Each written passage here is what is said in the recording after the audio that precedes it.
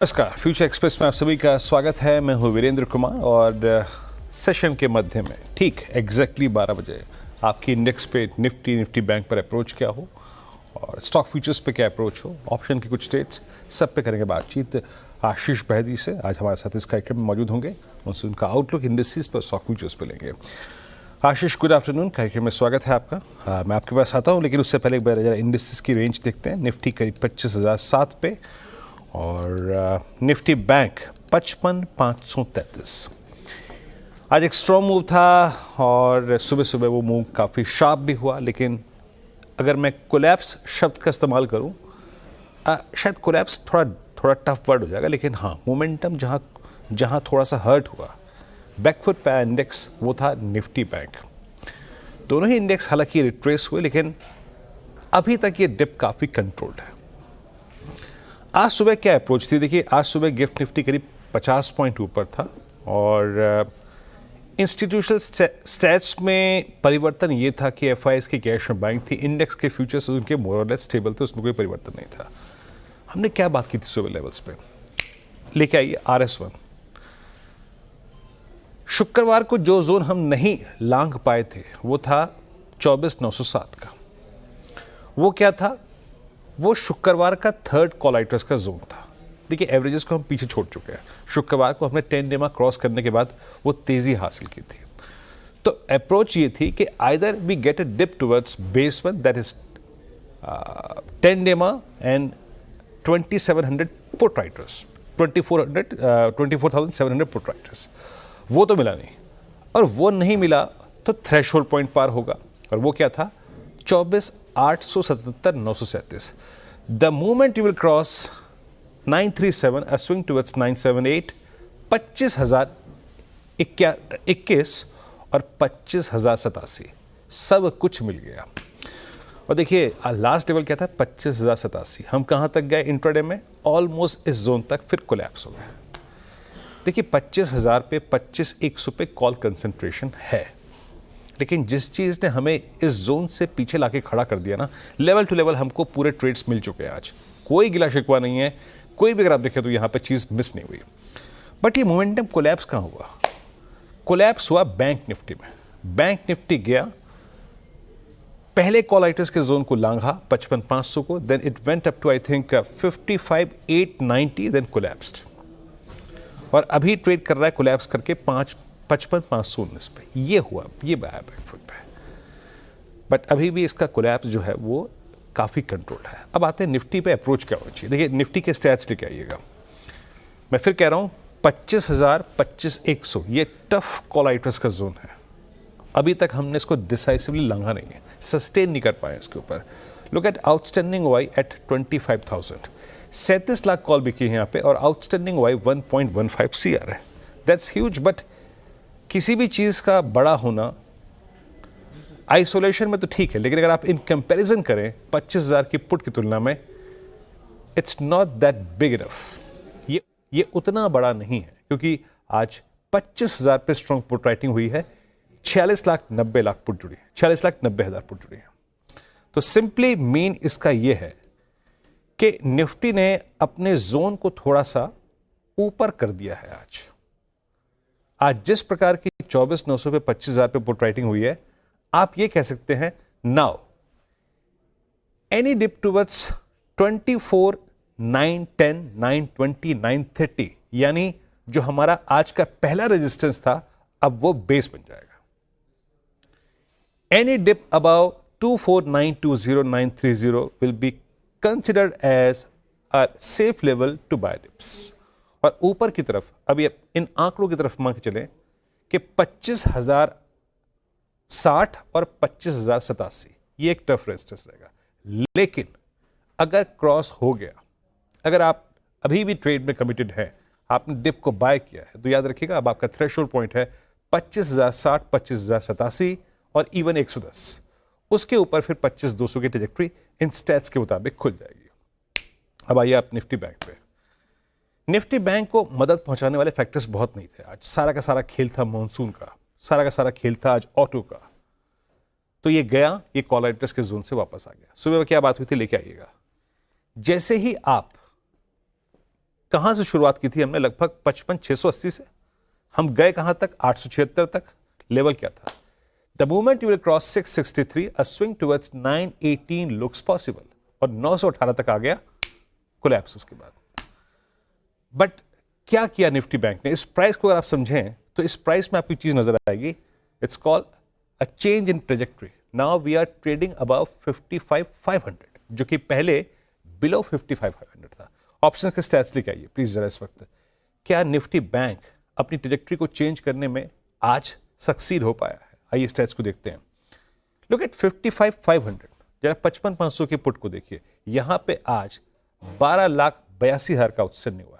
तो आप ये कह सकते हैं कि dip towards 55,400, 450, 500 will work, but still 55,900 और 56,050 एक टफ रेजिस्टेंस रहेगा। लेकिन याद रखिएगा, मैं टेक्निकल एस्पेक्ट में देखूं ना, अगर मैं तकनीकी तौर पे देखूं तो स्टिल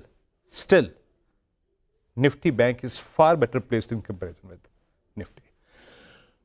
आशीष जी नमस्कार, स्वागत है कार्यक्रम में आपका। आप इंडेक्स को कैसे रीड कर रहे हैं? क्या ट्रेड ले रहे हैं? आपकी रीडिंग क्या है इस वक्त? गुड आफ्टरनून वीरेन जी, गुड आफ्टरनून एवरीवन। वीरेन जी, जिस हिसाब से आज निफ्टी में रिलायंस, आईटी और ऑटो तीनों का कंट्रीब्यूशन आ रहा है, थोड़ा सा पॉजिटिव रुझान निफ्टी की तरफ ज़्यादा जा रहा है। हमें लग रहा है निफ्टी वेल प्लेस्ड है, 25,000 को भी एक स्ट्रांगली होल्ड कर रहा है और उसी के आसपास में ट्रेड कर रहा है।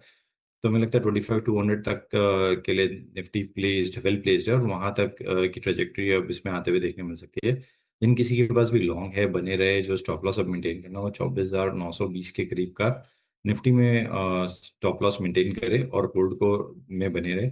वहीं बैंक निफ्टी की बात करूँ तो देखिए, बैंक निफ्टी में फ्रेश लॉन्ग की सलाह नहीं है। एक सुबह से म्यूटेड ट्रेड रहा है इसमें।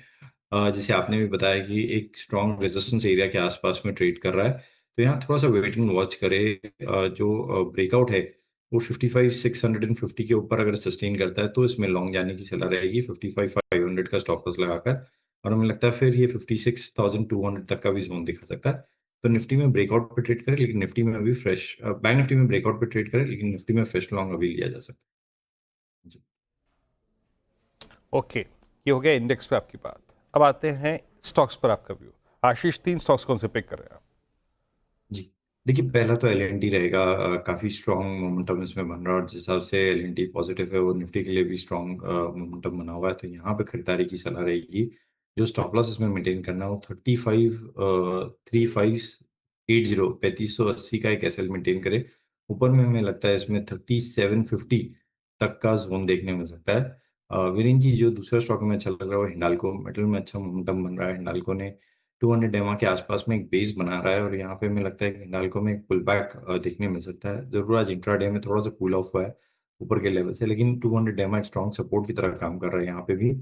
तो 647 का स्टॉप लॉस लगाकर यहाँ खरीदारी की सलाह है। ऊपर में हमें लगता है इसमें 680 तक का जोन देखने मिल सकता है। तीसरा जो स्टॉक हमें अच्छा लग रहा है वो आईटी से टाटा एलेक्सी। काफ़ी शॉर्टिंग हुई थी इसमें और एक शॉर्ट कवरिंग क्लियरली विजिबल है अब इसमें, तो स्टॉक 200 डेमा को भी अप्रोच कर रहा है और अच्छा स्ट्रेंथ दिखा रहा है entire mid cap IT sector. तो यहाँ पे खरीदारी की सलाह है। जो स्टॉप लॉस इसमें मेंटेन करना है वो 6,300 का एक एसएल मेंटेन करे। ऊपर में हमें लगता है 6,550 और 6,650 दो लेवल्स के लिए खरीदारी की जा सकती है। ओके, तो ये है 3 ट्रेड्स आशीष बहती जी के। जरा एक एक करके रखिएगा सारे ट्रेड्स और उनको फिर रीड करते हैं, उसके बाद चलेंगे एक ब्रेक के लिए। पहला ट्रेड आपकी स्क्रीन पे एल फ्यूचर्स। एल आज सुबह से ही एक मोमेंटम, एक थ्रस्ट जनरेट कर रहा है और सुबह से कई बार कॉल्स में अपीयर भी हो चुका है। 3750 का लक्ष्य है, 3651 पे ट्रेड करता हुआ अगला ट्रेड आएगा एल फ्यूचर्स के बाद। वो है Hindalco futures. I think the strongest metal as of now. 680 का लक्ष्य 660 पे ट्रेड करता हुआ। और तीसरा ट्रेड है हिंडाल्को और एल के बाद। डॉक्टर साहब बताइएगा मेरे को प्लीज़। हाँ, ये टाटा एलेक्सी करीब 6550, 6650 के लक्ष्य के लिए 6300 का स्टॉप लॉस है यहाँ पे। और स्क्रीन पे क्या अच्छा लग रहा है उसको रीड करेंगे। और दिवीज लैब स्ट्रॉन्ग मूव सुबह से ही। एस्ट्रल ने एक बहुत ही अच्छी पारी खेली आज। इट्स नाउ एट 1500 और गजब का मूव रहा है इस स्टॉक का। और आज टू व्हीलर स्पेस में जो सुबह सुबह स्विंग शुरू हुआ था वो अभी तक कायम है। Bajaj auto is at day high 8,960। Well अब 200 डे एक्सपोनेंशियल मीनरेज। निफ्टी पे बात हो गई, निफ्टी बैंक पे बात हो गई, 3 स्टॉक्स हो गए। एक ब्रेक, और ब्रेक के बाद बातचीत करेंगे आज अशोक लेलैंड की मैनेजमेंट से। आपको याद होगा शुक्रवार को जब हम क्लोजिंग कर रहे थे, नंबर्स आए थे, बॉटम लाइन फ्रंट पे नंबर्स अच्छे भी थे, बट एग्जैक्टली थोड़ा सा प्रॉफिट टेकिंग मोड में अशोक लेलैंड गया है। मैनेजमेंट से कुछ बातचीत करेंगे और छोटा सा ब्रेक लेके हाजिर होते हैं। कार्यक्रम में आपका एक बार फिर से स्वागत है, और अब हम बातचीत करेंगे अशोक लेलैंड की मैनेजमेंट से। और मैं अभी शनु अग्रवाल हमारे साथ जो मौजूद है, एमडी सी अशोक लेलैंड के, उनसे बातचीत करूँ उससे मैं एक टेक्निकल पर्सपेक्टिव लेता हूँ बहुत संक्षेप में। आशीष भाई दीजिए आपका व्यू अशोक लेलैंड पे है क्या? क्या ये पोस्ट नंबर्स जो हल्का सा क्रैक आया है उसका एक डिफाइंड बेस क्या है? कौन सा एक ऐसा जोन है जिसको आप एक मानते हैं कि ये मीडियम टर्म बेस रहेगा इस स्टॉक के लिए? जी वीरेन जी, 230 से लेके 232 का जो जोन है 20 डेमा के आसपास में, हमें लगता है शायद ये गिरावट वहां थमते हुए देखने मिल सकती है, और एक स्ट्रॉन्ग सपोर्ट एरिया है उसके आसपास में है, तो एक पुल बैक वहां से एंटिसिपेट कर सकते हैं। ओके, चलिए अब एक बेस मिल गया आपको, नंबर्स को समझते हैं। अग्रवाल साहब नमस्कार, कार्यक्रम में स्वागत है आपका। मैं नंबर्स देख रहा था, नंबर्स स्क्रीन पर रखिएगा। अशोक लेलैंड के रेवेन्यू करीब करीब 6.5% बढ़ा, 11,906 करोड़ रुपए का। नेट प्रॉफिट आपका 38% बढ़ा, 1,246 करोड़ रुपए। मार्जिन्स स्ट्रीट के एक्सपेक्टेशन से कहीं अच्छे थे, it's at 15%। Let's begin with margins. Exactly ये मार्जिन्स का थ्रस्ट, ये जो स्पेस आपको मिला, कहाँ से मिला? वो ड्राइविंग फोर्स क्या थी? और ये 15-16% की प्राइसिंग, ये मार्जिन ट्रजेक्टरी अगले 1-2 क्वार्टर्स में आप मेंटेन कर पाएंगे क्या? देखिए, Q4 के EBITDA मार्जिन से हम काफी खुश हैं। हमने 2 साल पहले कहा था कि हमारा मार्जिन का लक्ष्य मिड टीन तक जाने का है, और Q4 में 15% मार्जिन हम दिखा पाए हैं। हालांकि हमारी जर्नी अभी बाकी है, बिकॉज फुल ईयर लेवल पर अभी भी हम 12.7 12.7 पर हैं, तो हमें और आगे बढ़ना है। लेकिन देखिए, कुछ नया फैक्टर नहीं है। जो हमारी स्ट्रैटेजी थी, जो 2 साल पहले हमने बताई थी सबको, वो 3 लीवर पर ही काम कर रहे हैं हम, और उसी में हम आगे बढ़ रहे हैं, तो वो रिजल्ट्स में शो कर रहा है। पहला लीवर हमारा है कि हमें अपने प्रोडक्ट्स के अंदर और वैल्यू डालनी है, ताकि हम कस्टमर से उसकी रियलाइजेशन बेहतर कर सके। राइट, बहुत काम हो रहा है अशोक लेलैंड में, जिसमें हम हर प्रोडक्ट में, हर सेगमेंट में, हर वेरिएंट में देख रहे हैं कि उसमें हम ऐसी क्या चीजें कस्टमर को और दे सकते हैं, जिससे कस्टमर को एक वैल्यू दिखाई दे, और उसके एवज में कस्टमर से हम थोड़ा एक्स्ट्रा चार्ज कर सके। दूसरा, आप जानते हो कि अशोक लेलैंड इस इंडस्ट्री में कॉस्ट लीडर है। हमारा कॉस्ट बेस काफी अच्छी तरह से मैनेज्ड है, और इसका ये मतलब नहीं है कि हम आगे कॉस्ट में कुछ नहीं कर सकते। अभी भी हमें लगता है काफी हेडरूम है। हमने पहले भी आपको कहा था कि पिछले 3 साल में हमने फैंटास्टिक सेविंग्स की हैं, चाहे वो मटेरियल कॉस्ट हो या दूसरी कॉस्ट हो, लेकिन ये जर्नी हम आगे जारी रखेंगे। इस साल भी हमने कुछ काफी एग्रेसिव टारगेट्स अपने टीम में ले रखे हैं कॉस्ट सेविंग्स को लेकर। ये कॉस्ट लीडरशिप की एक बहुत बड़ी स्ट्रेंथ है, जिसको हम लूज नहीं कर सकते, इसलिए हमें इस पे और काम करते रहना है। तीसरा जो लीवर है वो हमारा है सर्विस का। ये ऐसी इंडस्ट्री है, ट्रक की इंडस्ट्री, बस की इंडस्ट्री, जिसमें प्रोडक्ट तो इंपॉर्टेंट है, लेकिन उतना ही इंपॉर्टेंट है कि ट्रक या बस बेचने के बाद आप कस्टमर को कैसा एक्सपीरियंस देते हो, कैसा सर्विस में टर्न अराउंड करते हो, कितना एफिशिएंटली उसका सर्विस की नीड्स को पूरा करते हो। ठीक है। अच्छा, थोड़ा सा मैं आपसे जानना चाहूँगा FY26 के लिए डिमांड आउटलुक कैसा है? क्या टॉप लाइन ग्रोथ आप प्रोजेक्ट कर रहे हैं, और उस टॉप लाइन पे क्या मार्जिन्स आप दे पाएंगे? देखिए, मार्जिन पर जैसे मैंने कहा, हमारा मिड टीन EBITDA टारगेट है। हालांकि हमने Q4 में वो अचीव किया, पिछले क्वार्टर में, लेकिन वो हमारा टारगेट सालाना बेसिस पर है। अभी हम 12.7 पे हैं, अभी और रास्ता तय करना है।